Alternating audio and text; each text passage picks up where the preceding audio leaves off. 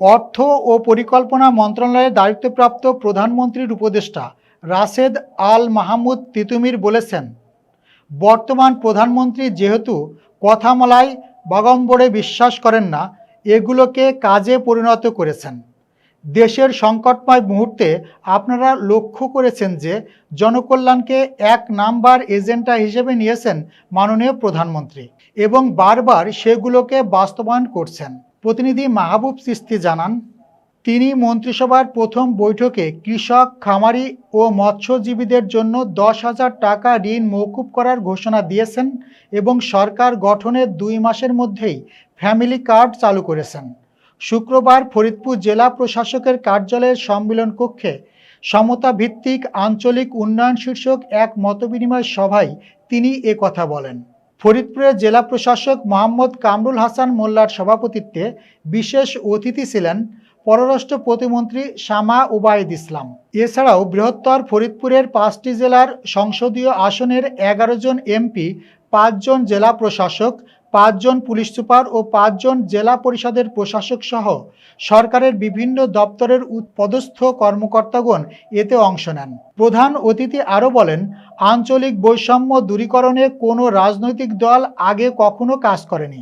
বাস্তবতাকে সামনে রেখে আমরা অঙ্গীকারাবদ্ধ হয়েছি যে সমতা ভিত্তিক আঞ্চলিক উন্নয়নে প্রধানমন্ত্রীর এই উপদেষ্টা আরও বলেন, অতীতের এমন অভিজ্ঞতা আমাদের রয়েছে।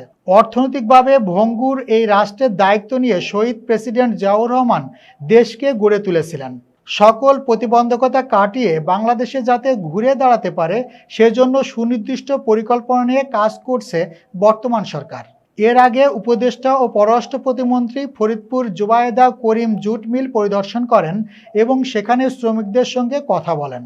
পরে ফরিদপুর নদীর গবেষণা ইনস্টিটিউটের কর্মকর্তাদের সঙ্গে মতবিনিময় ও পল্লী কবি জসিমউদ্দিনের বাড়ি পরিদর্শন করেন। সময় বলা হয়েছে যে অঞ্চলে অঞ্চলে বৈষম্য বিরাজমান, কিন্তু কখনোই কোনো রাজনৈতিক দল বা জোট এই আঞ্চলিক বৈষম্য দূরীকরণে তেমন কোনো ব্যবস্থা গ্রহণ করেনি।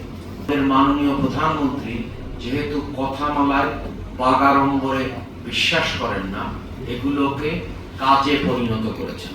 গত 13ই এপ্রিল আপনারা লক্ষ্য করেছেন ওই অঞ্চলের যারা বিনিয়োগ করতে চায় তাদেরকে নিয়ে তিনি বৈঠক করেছেন, যা বাংলাদেশের ইতিহাসে যুগান্তকারী। কারণ প্রধানমন্ত্রী নিজে বিনিয়োগকারীদের সাথে বৈঠক খুব সচরাচর লক্ষ্য করা যায় না, কারণ অনেকগুলো কমিটি আছে যেগুলোর মধ্যে বিনিয়োগকারীরা, উদ্যোক্তারা জড়িত, কিন্তু সেই সমস্ত কমিটির কোনো বৈঠক ফ্যাসিবাদী আমলে কখনোই অনুষ্ঠিত হয়নি। আমরা যেহেতু মনে করি যে মানুষের কর্মসংস্থান সবচেয়ে প্রধান কেন্দ্র, এবং আমরা এও মনে করি যে পতিত সরকারের রেখে যাওয়া যে অর্থনৈতিক উন্নয়নের মডেল, তা দিয়ে বাংলাদেশের মানুষের কর্মসংস্থান হয়নি, এবং অস্থায়ী মূল্যস্ফীতির কারণে জনদুর্ভোগ এমন পর্যায়ে গেছে, গত 3 বছরে দারিদ্র মানুষের সংখ্যা বেড়েছে।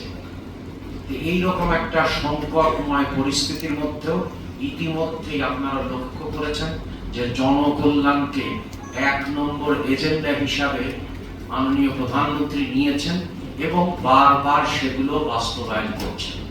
মন্ত্রিসভার প্রথম বৈঠকেই 10,000 টাকা কৃষকের জন্য কৃষি ঋণ, সুদসহ খামারি এবং মৎস্যজীবীদের জন্য তিনি মাফ করার ঘোষণা দিয়েছেন। বাংলাদেশে প্রথম, এবং বলা যায় উন্নয়নশীল দেশের মধ্যে প্রথম, আমরা সর্বজনীন ব্যবস্থা করতে গেছি। অর্থাৎ একদিকে যেমন নারীকে ফ্যামিলি কার্ড দেওয়া হয়েছে, এটাও সর্বজনীন কর্মসূচির পাইলট কর্মসূচি, একই সাথে কৃষক কার্ড, এবং কৃষক কার্ডের ক্ষেত্রেও সর্বজনীন। কৃষি একরকম বৈরী পরিবেশে বর্তমান সরকার কৃষক, সাধারণ মানুষ, জনগণের প্রতি দায়বদ্ধ করে অতীত সরকারের রেখে যাওয়া বিশাল মূল্যস্ফীতি আরো উস্কে দিতে পারে, জনজীবনে দুর্ভোগ আসতে পারে, অতি দরিদ্র সংখ্যা আরো বেড়ে যেতে পারে, নিম্নবিত্ত আরো দরিদ্র হতে পারে। এই যে পরিস্থিতি, তার মধ্যেও কোনো জ্বালানি তেল এবং বিদ্যুতের দাম সমন্বয় সাধন করা হয়নি। সামাজিক প্রতিরক্ষণ ব্যবস্থা, যাতে করে বাংলাদেশে দরিদ্র মুক্ত হয় এবং বাংলাদেশ স্বাধীনভাবে স্বনির্ভরতার সাথে মর্যাদার সাথে সামনের দিকে এগিয়ে যেতে পারে, তার বিভিন্ন কর্মসূচি হাতে নেওয়া হচ্ছে। কারণ এই সরকার বাগাড়ম্বরে, বয়ানে এবং সামাজিক যোগাযোগ মাধ্যমে বিশ্বাস করে। সামাজিক যোগাযোগ মাধ্যমে অনেক রকমের চেহারা দেওয়া যায়।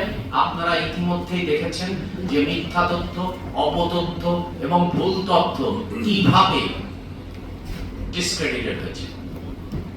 তাদের কোনো স্থান নাই, এখন ওই স্থান শুধু তাদের কল্পিত জগতেই আছে।